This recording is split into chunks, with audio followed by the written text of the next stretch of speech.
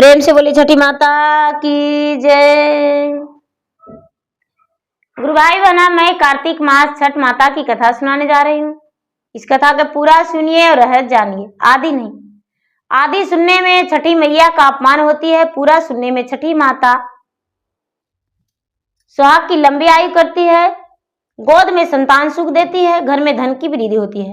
तो इसलिए कथा को पूरा सुनिए और रहस्य जानिए। प्रेम से बोलिए छठी मैया की जय। गुरु भाई बहना, एक राज्य में एक राजा थे और एक रानी थी। राजा अपने राजमहल में खुश नहीं थे क्योंकि राजा का कोई संतान नहीं था और राजा अपने नजरिया में उनको लगता था कि मेरा संतान नहीं है तो मेरा संसार में क्या है, कुछ नहीं है। जिसका संतान है उसे सब कुछ है, जिसका संतान नहीं है उसका कुछ नहीं है। राजा रानी दोनों बड़ी दुखी रहते थे। राजा रानी को बराबर यही लगता था कि मेरा जब समय गिर जाएगा, जब मेरा एक लाठी का जरूरत होगा तो मेरा हाथ में लाठी कौन देगा, अंगुली पकड़ के मुझे कौन ले जाएगा, जब बिस्तर पर गिर जाएंगे तो मेरा सेवा कौन करेगा। राजा यही सोच सोच के आंसू गिराते रहते थे, उदास रहते थे। एक दिन रानी राजा से बोली, हे स्वामीनाथ, मेरा जी बड़ा घबरा रहा है, लगता है कि मैं इस राजमहल को छोड़कर चल जाऊं। राजा कहने लगे, हे रानी, आप राजमहल को छोड़कर कहां जाएंगे और कैसे जा सकते हैं? भला इस राज को कौन संभालेगा, कौन देखेगा? राजा कहते हैं कि हे रानी, जिसका संतान नहीं उसका संसार नहीं। मेरा तो जी करता है कि मैं अपने गले दबाकर खुद का अपना प्राण त्याग दूं। रानी बोली कि तो ठीक है स्वामीनाथ, चलिए हम तीर्थ यात्रा पर चले जाएंगे और कुछ दिन बाद फिर वापस आ जाएंगे। राजा और रानी दोनों तीर्थ यात्रा काशी नगरी घूमने के लिए घर से निकल गए।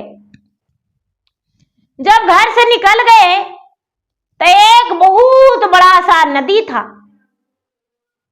और नदी में बहुत सारे लोग स्नान कर रहे थे। जब स्नान कर रहे थे तो राजा रानी देखे तो कहते हैं कि अरे, इतने सुंदर सुंदर वस्त्र पहने हुए हैं सब, और बूढ़े जवान बच्चे बूढ़ी सब किस्म के वहां पर व्यक्ति हैं। आखिर क्या है और क्या वो लोग कर रहे हैं?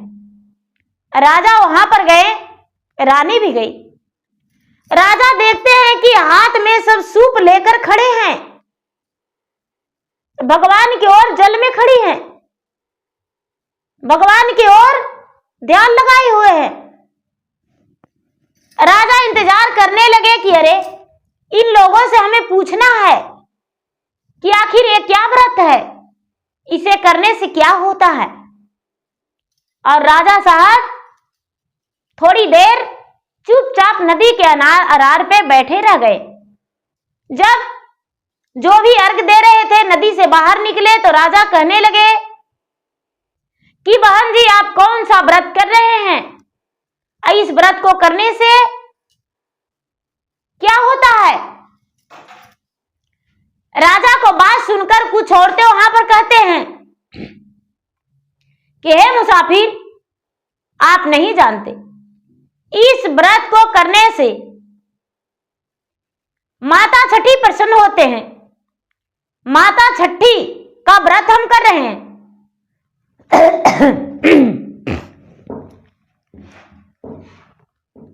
माता छठी का व्रत हम कर रहे हैं। ये व्रत 4 दिन का है। एक दिन हम नहाई खाई करते हैं और दूसरा दिन खड़ना करते हैं, तीसरा दिन ये हम अर्घ दे रहे हैं, चौथा दिन फिर से अर्घ देंगे, तब व्रत खोलेंगे। माता छठी जो है बड़े महत्व वाली माता हैं। इनकी महिमा अपरंपार है। जिनका संतान नहीं रहता है उसे माता संतान देती है। छठी माता जो है यही माता को कात्यायनी का रूप में भी जानी जाती है और माता छठी का रूप में भी इनका जानी जाती है। और माता छठी जो है संतान की सुख देते हैं। राजा उन लोगों को बात सुनकर कहने लगे कि तो क्या इस व्रत को हम भी करेंगे तो मेरा भी संतान होगा। वहां के लोग बोले कि हाँ। रानी तुरंत जल में हेल गई और जल में हेल कर स्नान करके और माता छठी से आराधना की कि हे छठी माता, यदि मुझे संतान होगा तो पहला संतान को आपका बलि दे देंगे और दूसरा संतान मेरा रहेगा। हे गंगा माता, इस जल में हम खड़ी होकर कसम खा रहे हैं कि एक पुत्र का आपको बलि देंगे और एक पुत्र मेरा रहेगा यदि मेरा गोद भर जाएगा तो। मन ही मन रानी यही ठानी और राजा से बोली कि हे स्वामीनाथ,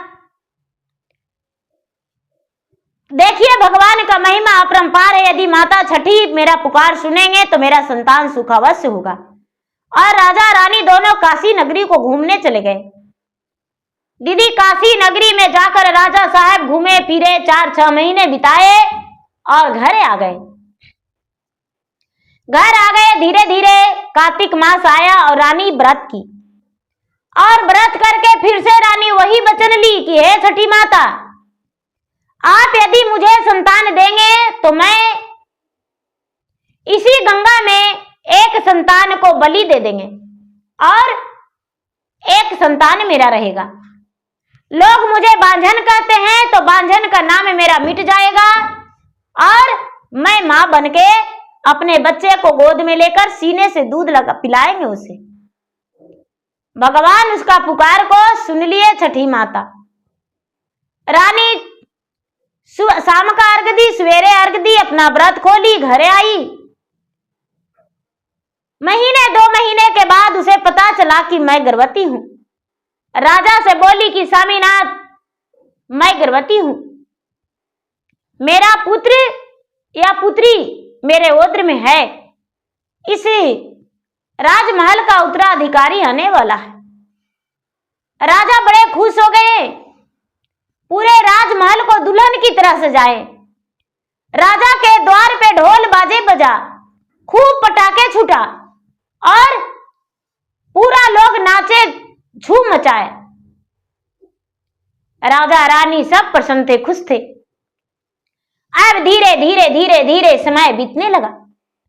दीदी समय बीतते बीतते रानी का 9वां महीना हुआ और 9वां महीना होने पर दीदी रानी का ओद्र से जुड़वा बच्चा पैदा लिया। रानी का ओद्र से जुड़वा बच्चा पैदा लिया तो दीदी रानी हो या प्रजा हो, गरीब हो या अमीर, संतान को कोई नहीं चाहेगा कि मेरा संतान को एक कानी अंगुली में भी दर्द हो, मेरा बच्चा दुखी हो। रानी दोनों बच्चे को अपना छाती से लगा के दूध पिलाने लगी, उसे तेल लगाने लगी, उसे पोसने लगी, रोज प्रतिदिन उसको सेवा करने लगी। अब दोनों बच्चा रानी का नजर में उतना ही प्यारा था। रानी अब किसी को भी नहीं सोचती है कि मैं अपने बच्चे का बलि दे देंगे। दीदी धीरे धीरे छठ माता का दिन आ गया तो रानी कहती है कि ए जी, हम छठी मैया के गच्छे थे कि हे छठी माता, मेरा जो बेटा हो जाएगा, गंगा मैया मेरा बेटा हो जाएगा तो हम अपना पुत्र को बलि दे देंगे। ए जी, कौन बेटा के दे बलि, कौन ज्यादा सुंदर है? राजा कहते हैं कि देखो, ये बेटा जो है मेरा सूरत में मिलता है, इसका सूरत, तो इसका तो बलि देने ही नहीं देंगे। रानी कहती है जी, इसका सूरत हमको में मिलता है, इसको भी बलि हम नहीं देंगे। दोनों पुत्र मेरा ही है, हम बलि नहीं देंगे। राजा कहते हैं कि तो ऐसा वचन क्यों ली थी? ऐसा वचन किसने लेने बोला था? छठी माता तो संतान सुख देते हैं, तो तूने बलि कैसे गछ दी? अब रानी का कलेजा फट रहा है, कलेजा जो है फट रहा है, लग रहा है कि अपना बेटा को बलि कैसे दे दे। धीरे धीरे 1 साल हो गया बच्चा के, दोबारा छठ आ गया, धीरे धीरे 2 साल हो गया, 3 साल हो गया, 5 साल हो गया। अब रानी के मन में अजीब अजीब ख्याल आने लगा कि हम गंगा मैया के बोले थे कि हे गंगा मैया, अपना बेटा को हम बलि दे देंगे, और यदि बलि नहीं देंगे और मेरा बेटा मर जाएगा तब क्या करेंगे? इसीलिए हम व्रत करके और बलि देंगे। राजा से रानी कहती है कि ये जी 12 कोस का राज है मेरा, इतना धन संपत्ति है, किसी को कहिए मेरा आधा धन ले लेगा और अपना एक बेटा दे देगा। राजा बोले कि हाँ ये भी ठीक है। राजा के घर एक दासी थी, नौकरानी, और राजा के घर झाड़ू पोछा बर्तन किया करती थी और वो भी व्रत करती थी, छठ माता के व्रत वो भी करती थी। तो सबके दौरा भरल फल भलारी बढ़िया बढ़िया कपड़ा पहने हुए देखती थी, तो अपना पति से कहती थी कि ये जी देखिए तो सब छठ में जाती है तो कितना अच्छा अच्छा साड़ी पहनती है जी, और दौरा भर के फल रहता है, समूचा केला के कांधिए रहता है, पूरा फल सजाया हुआ रहता है, बड़ी अच्छा लगता है जी। हमको तो भगवान देवे नहीं किए हैं तो क्या करे, खाली पाने फूल से अर्घ देते हैं। यदि छठ मैया की कृपा होता तो हमको पास भी धन हो जाता है। छठी माता कब हमको धन दीजिएगा? 3 गो बेटा दे दिए हैं, एगो पति है, एगो हम हैं, बड़ी मुश्किल होता है पालन करने में। हे छठी माता कुछ कृपा कीजिए। प्रतिदिन ही कहती थी, जब छठ के नहाय खाए आया तो राजा साहब घोषणा कर दिए कि जो मुझे एक बेटा देगा उसको हम आधा राजपाट दे देंगे, अपना जैसा महल बना देंगे। राजा साहब जो थे, राजा के घर में एक नौकर एक नौकरानी थे, तो उनको 3 गो बेटा था। तो वो कहती है कि ये जी राजा साहब नगर में ढिलवारा पिटवाए हैं कि जो हमको एक बेटा दे देगा तो उसको हम आधा राज आधा पाट और अपना जैसा महल बना देंगे। तो ये जी हमको 3 बेटा है, एगो दे ही देंगे तो क्या होगा, 2 गो रहेगा। जानते हैं राजा साहब जब धन संपत्ति देंगे ना तो हम छठ करेंगे ना जी, तो ढेर माना फूल लेंगे, फल लेंगे, पूरा मनी प्रसादी सजाएंगे, भर डलवा ले जाके छठ मैया के अर्घ देंगे, बहुत धूमधाम से अर्घ देंगे। आप कहिए ना बड़का बेटा के हम दे दें? तो वो जो नौकरमा है जो कहते हैं कि हम बड़का बेटा के नहीं दे सकते हैं, तुम ही दे दो ना अपना छोटका बेटा के। बड़का बेटा जो हम हर जोते जाते हैं तो हमको पीठ पुराता है, कोई काम करने जाते हैं तो खाना लेके जाता है, जरा कुछ होता है तो मेरा पैर दबा देता है, जरा हमारे साथ बोलता है तो कितना अच्छा लगता है। हम इसको नहीं दे सकते हैं, मेरे साथ आग लगे बजड़ पड़े धन संपत्ति, छोटका बेटा के तू ही दे दो ना।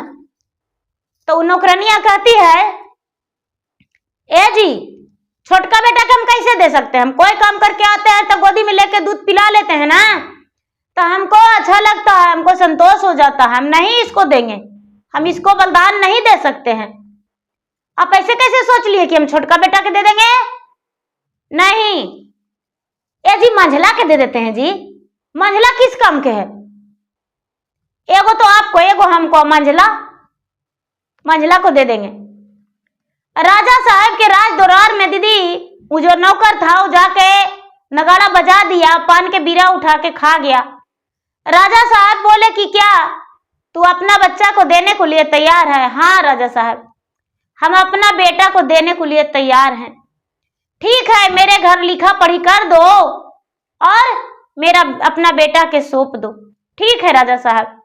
वो जो नौकर था दीदी, नौकर राजा के नाम कर दिया कि ठीक है, आप मेरे घर से बेटा के ले लाइएगा और बलि दे दीजिएगा, उससे हमको कोई तकलीफ नहीं है।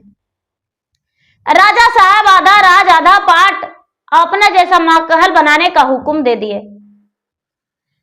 राजा बोले कि जिस दिन हम बलि देंगे, पहला अर्घ के दिन तुम्हारा बेटा को हम लाएंगे और गंगा जी ले जाएंगे, उसको फूल माला पहना के सजा के और ले जाके उसको गंगा में बलि दे देंगे। रानी जो थी, रानी भी खुश हो गई कि चलो मेरा बेटा दोनों जीवित रह जाएगा।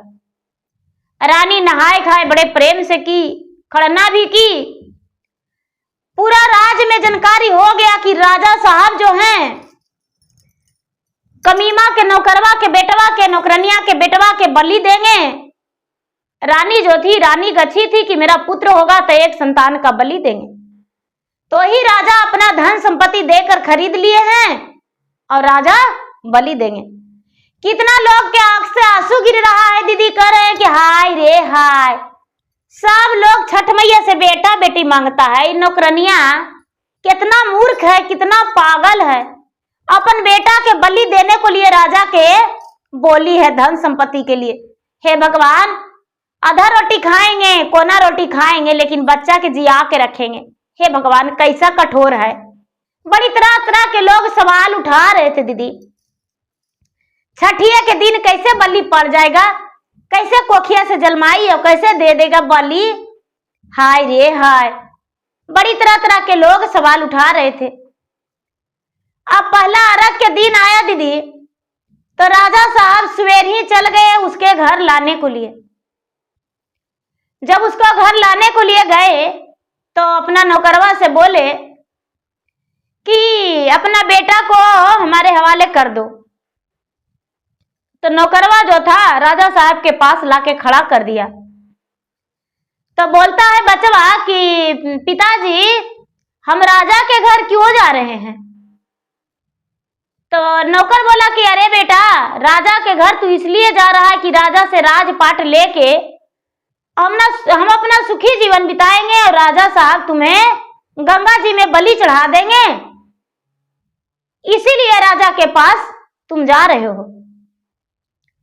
तो राजा साहब बोले कि चलो बेटा मेरे घर। तो बच्चा कहता है कि राजा साहब रुक जाइए, चलते हैं। तो बचवा कहता है, पूर्व मानई ए रामा उगता सूरजवा हो, जिनका परे घी आके आरग जी। पश्चिमा मनई ए रामा देवी मैया हो, जिनका चढ़े लाली पियर चोंदर हो। उतर मनई ए रामा मोर गंगा मैया हो, जिनका परे कारी कारी पाठी जी। दक्षिणा मनई ए रामा बिरहालू मनमा हो, जिनका पड़े घिया केरा लाडू जी। लड्डू आले ये हलमात खुश होई गएलन जी, कैलन नागरिया राजा पाल जी। बड़का जे बेटवा रामा पापा के दुलारुआ हो, पापा के पीठिया पुरावे जी। छोटका जे बेटवा रामा मम्मी के दुलारुआ हो, मम्मी के गोदिया भरल रहे जी। मंझला जे बेटवा रामा कोई के नाही है जी। गंगा माई के परे बलिदान जी, छठी माई के परे बलिदान जी। जेहू छठिया मैया देतन बाला कवाजी, ओही लेतन बलिदान जी। धरती न फटे रामा हम छिपी जाइए जी, उड़ जाइए हम आकाश जी। कोई नाही है रामा संसार में देवतवा जी, कोई नाही होवथिन सहाय जी। इतना बोलकर बच्चा राजा साहब के हाथ धर लिया दीदी, और हाथ धर के और राजा साहब से बोला कि चलिए राजा साहब राजमहल की ओर। राजा साहब आंखों में आंसू भर के बच्चा को हाथ धर लिए। माता पिता कठोर बन के बच्चा को बलि देने को लिए अपने घर से विदा कर दिए। दीदी ऐसा भी माता पिता भगवान किसी को नहीं दे जो अपने बच्चे को बलि चढ़ाने के लिए दूसरे को हाथ सौंप दे धन के लालच में। वो बच्चा जो था राजा के हाथ धर के अपना राजमहल आ गया। बच्चा को देखकर रानी बड़ी खुश हो गई और पुआ पकवान बना के सूप दौरा सजा के द्वार पे नेटुआ नाच रहा था, बाजे बज रहा था, अनेक प्रकार के पचबजना नगाड़े, और लोग पूरे प्रजा झूम नाच गा रहे थे कि आज राजा का बेटा का मुंडन होगा और एक बच्चे का गंगा में बलि दिया जाएगा। रानी साहब बच्चे को घर से लेकर सज सवर के अर्घ देने के लिए घर से निकल गई। बच्चा को पूरा फूल माला पहना दी और पहना के घर से निकाल दी। सारे लोग जाने लगे, गीत गाते नाचते झूमते, सब नदी के अरार पर पहुंच गए। रानी वहां जाकर कहने लगी कि पहले हम बच्चा को बलि देंगे। सारे लोग कहने लगे कि आप कैसी हैं? क्या आपको समझ में नहीं आता जब बलि पड़ जाएगा तो क्या हम लोग अर्घ दे पाएंगे? नहीं देंगे अर्घ। देखने वाले तो झुंड से लगे हुए थे दीदी। देखने वालों को लग रहा था कि हे भगवान, राजा साहब अपने पुत्र के बचाने के लिए नौकर का पुत्र का बलि दे देंगे। और कैसी मां है जो अपना पुत्र के बलि देने को लिए दूसरे को हवाले कर दी। हे भगवान, ऐसा धन संपत्ति गंगा में दहा जाता या अग्नि में जल जाता। टुकड़ा खा के रह जाते लेकिन समूचा रोटी पर हक नहीं जमाते। कैसी मां है? सारे लोग अजीब अजीब सवाल उठा रहे थे। गंगा के घाट पर सारे लोग अर्घ देने लगे। पहले अर्घ पड़ गया, उसके बाद राजा हैं जो बच्चा को बलि देने जाने लगे तो बच्चा से कहते हैं कि बाबू, कुछ खाने का मन है या किसी से मिलने का मन है? बच्चा कहता है राजा साहब, क्या खाएंगे, क्या पिएंगे, किससे मिलेंगे? संसार में मेरा आखिर है ही कौन? कोई नहीं है। क्या कोई रहता तो मेरे बलि पड़ता? नहीं राजा साहब, देना ही है तो एक बोरी रेत लाके दे दीजिए नदी से। राजा साहब एक बोरी रेत ले आए और कहने लगे कि यही तुम्हारा मांग है? हाँ राजा साहब, मेरा यही मांग है, इससे ज्यादा कुछ नहीं। एक बोरी रेत का बच्चा 5 भाग में बांट दिया और 5 भाग में बांटकर और पहला भाग के लात मारता है और कहता है, 9 महीना माता ओद्रा मेरा कालू जी, 32 दूधवा पीलावलू जी, 4 बारिश माता गोद में खेलावलू जी,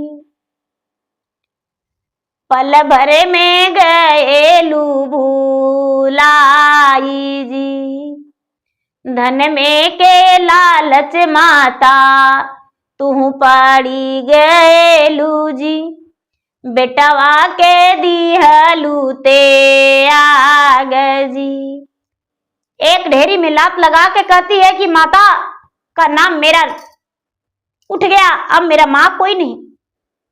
दूसरा ढेरी में कहते ही बच्चा कहता है बोंदा अवतार पिता हमरा के करलू जी। ले लिए धरती पर जालाम जी। बेटा बेटा कही पिता हमके दुलारलू जी। गोदवा में रखलू सोलाय जी। अपने जे भूखा रही हमरा खेल खिलाबलू जी। पल भर में गएलू भूलाई जी। इतना कह के और दूसरा ढेरी में लात मार के और बच्चा कहता है कि हे भगवान, पिता के नाम भी भुला देना चाहिए। यदि मेरा पिता होते तो मेरा बलि नहीं पड़ता। और दूसरा में भी लात लगा दिया। तीसरा को कहता है मेरा भाई नहीं, कोई परिवार नहीं। तीसरा में भी लात मार दिया। चौथा में कहता है कोई देवी देवता नहीं है। चौथा के भी ढेरी मार दिया लात से। पांचवा में कहता है हे छठी माता, आपका महिमा अपरंपार है। आपका महिमा अपरंपार है छठी माता। आप तो संसार में घर घर में बास लेते हैं और आपके नाम का घर घर में दिया जलता है। आपका नाम का रोशनी फैलता है। आप हर घर में पुत्र की प्राप्ति देते हैं, संतान सुख देते हैं। यदि आप नहीं रहेंगे माता तो संसार में कोई संतान का नाम नहीं लेगा और संसार खत्म हो जाएगा। हे माते छठी, ये आपकी नाम की मैं नहीं फेंक सकता। अरे एक पुत्र का बलि पड़ जाएगा तो क्या, कितना पुत्र संसार में रहेगा।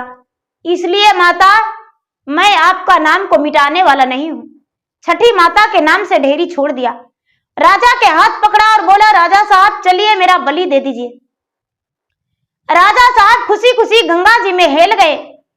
सारे लोग गंगा के घाट पर देख रहे थे और सबका आंखों से आंसू गिर रहा था कि हे भगवान, आज राजा साहब अपने पुत्र के बचाने के लिए एक नौकर के पुत्र को बलि दे देंगे। हे भगवान, राजा साहब आज कैसा पत्थर बन के दूसरे का पुत्र को बलि देंगे। इसके माता पिता कैसे हैं जो इसे बलि देने को लिए राजा को हवाले कर दिए हैं। दीदी, सारे लोग के आंख से आंसू गिर रहा था। दीदी, कहने में तो मेरा भी नहीं कहा जा रहा है, मेरा तो खुद फट रहा है, लेकिन कह रहे हैं आप लोगों को सुना रहे हैं।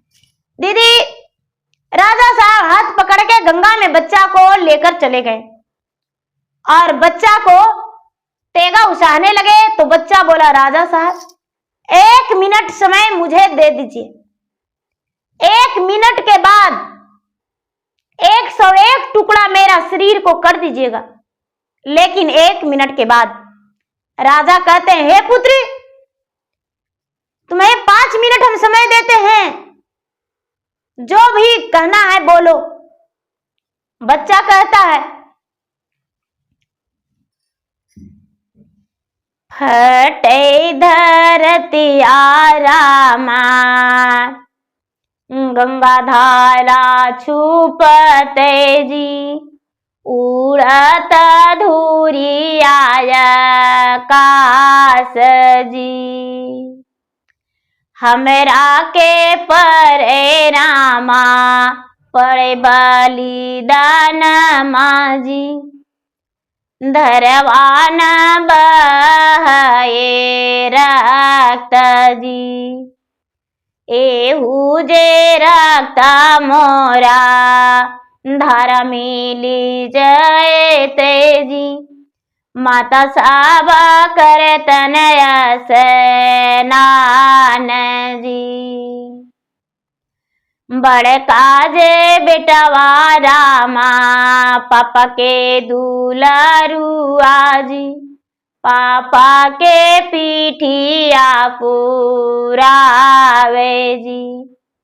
छोटका जे बेटावा रामा माता के दुलारुआ जी।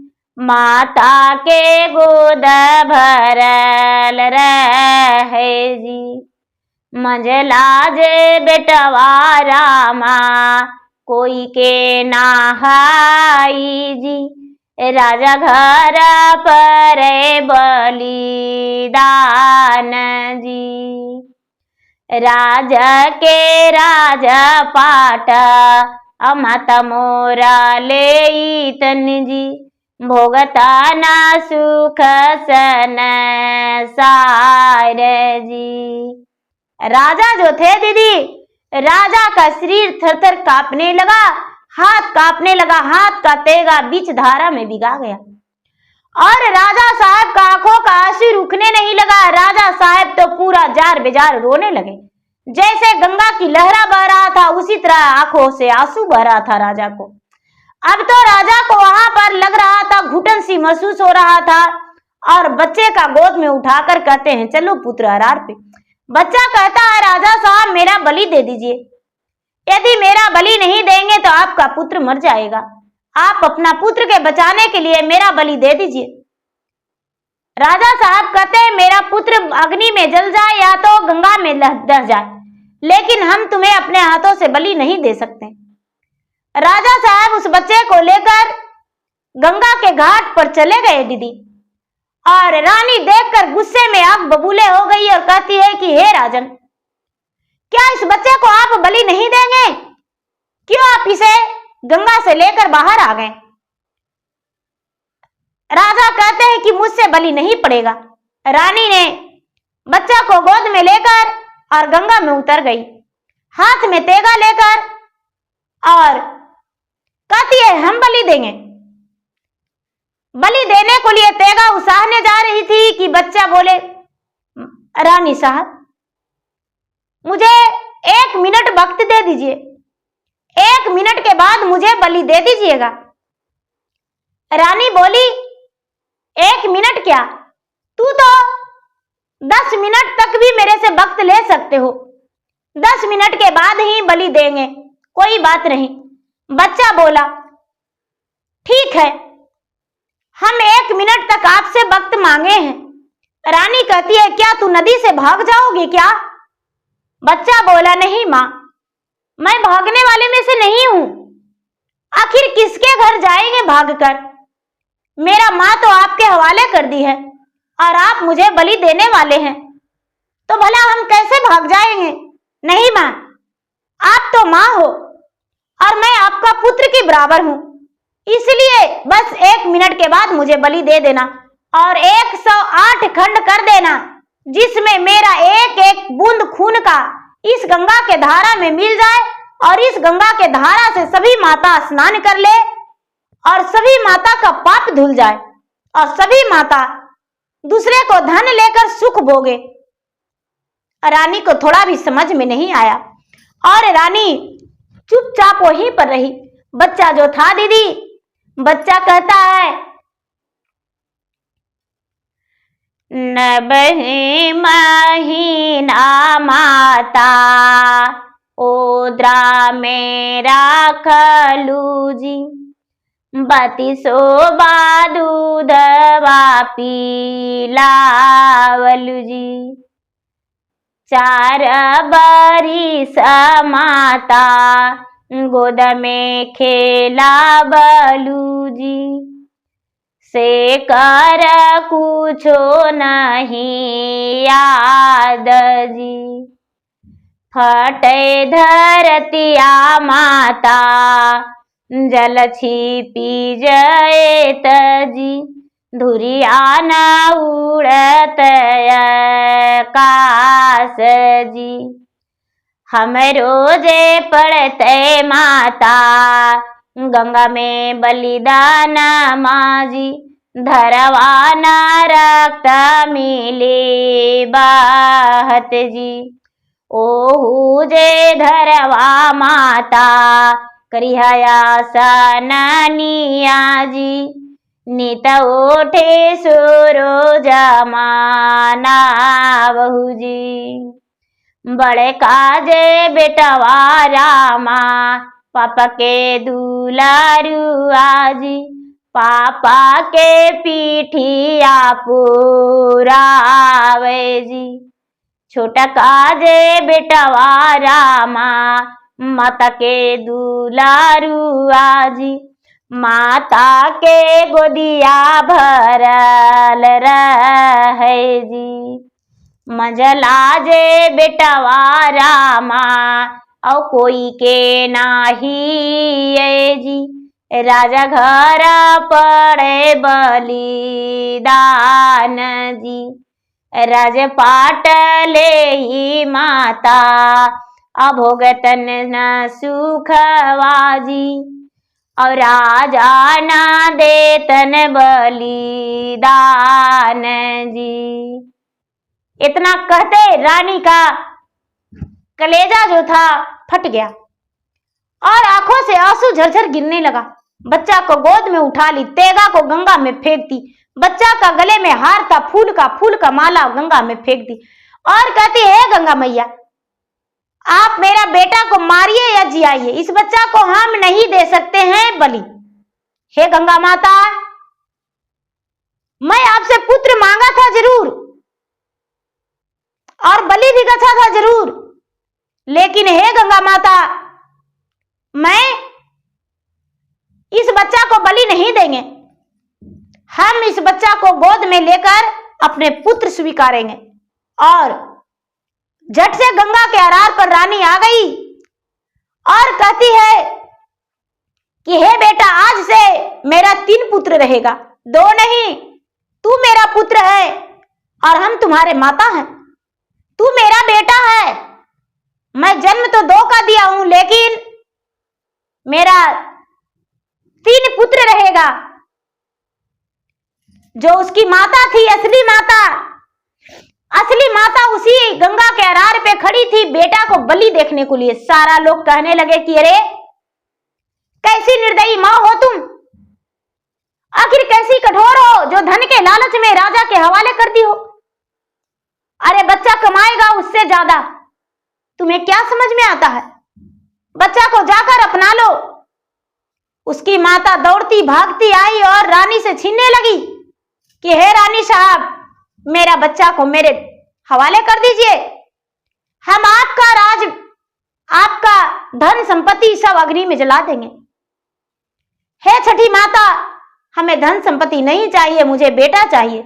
रानी धक्के मारकर नौकरानी को टेल कर कहती है कि ये मेरा बेटा है। तूने कोरे कागज पे मेरे हाथों से लिखवा ली कि मुझे अपना धन संपत्ति पहले लिख दीजिए और मैं अपना धन संपत्ति तुम्हें लिख दिया, इसीलिए हम तुम्हें इस बेटा को नहीं देंगे। इस बेटा को हम नहीं देंगे। तू जा अपना धन संपत्ति राज लेकर रहो, लेकिन हम बेटा को नहीं देंगे। रानी जो थी रानी उस बच्चे को नहीं दी और अपने राजमहल की ओर चल दी। सवेरे होते ही तीनों बच्चे का एक तरफ पोशाक पहनाई रानी और सुबह का अर्घ जाकर दी। छठी माता से मन्नतें मांगी, हे छठी माता मेरा तीनों पुत्र को लंबे आयु कर दीजिए। मेरे तीनों पुत्र मेरे राजमहल के अंदर रहे, खुश रहे और सुखी रहे। तीनों पुत्र के लिए रानी भगवान से कामना की। तीनों पुत्र रानी का कलेजे से लग गया। अब रानी जो थी अपना पुत्र की तरह नौकर के पुत्र को भी मानने लगी। नौकर का पुत्र इतना आज्ञाकारी बना कि राजा रानी कोई भी काम करते थे तो सबसे पहले वही पुत्र राजा के आज्ञाकारी बन के और राजा के काम करता था। राजा के काम कोई भी वो सोचता था नहीं कि नहीं करेंगे। धीरे धीरे तीनों पुत्र राजा के बड़ा हुआ, पढ़ लिख के बड़े विद्वान हो गया। राजा के राजपाट वही नौकर का बेटा संभाला। राजा के राज के उत्तराधिकारी वही बना और राजा के हर कार्य में आगे रहा। राजा साहब तीनों का विवाह कर दिए और तीनों का पत्नी आ गई राजमहल के अंदर। तीनों खुश रहने लगे। धीरे धीरे समय बीतने पर राजा रानी दोनों स्वर्ग सिधार गए और राजा का तीनों बेटा उसी राजमहल में खुश रहने लगे। जो नौकर का बेटा था दीदी, अपने माता पिता को कभी मुड़कर नहीं देखा, अपने भाई बंधु को किसी को मुड़कर नहीं देखा। राजा रानी ही उसके माता और पिता बन गए। तो भगवान से प्रार्थना करते हैं कि हे भगवान, कोई भी माता इतना कठोर नहीं हो जिसमें संतान के धन के लालच में किसी के घर बलि चढ़ाने को लिए दे दे या बेच खाए, ऐसा नहीं होना चाहिए। तो प्रेम से बोलिए छठी मैया की जय।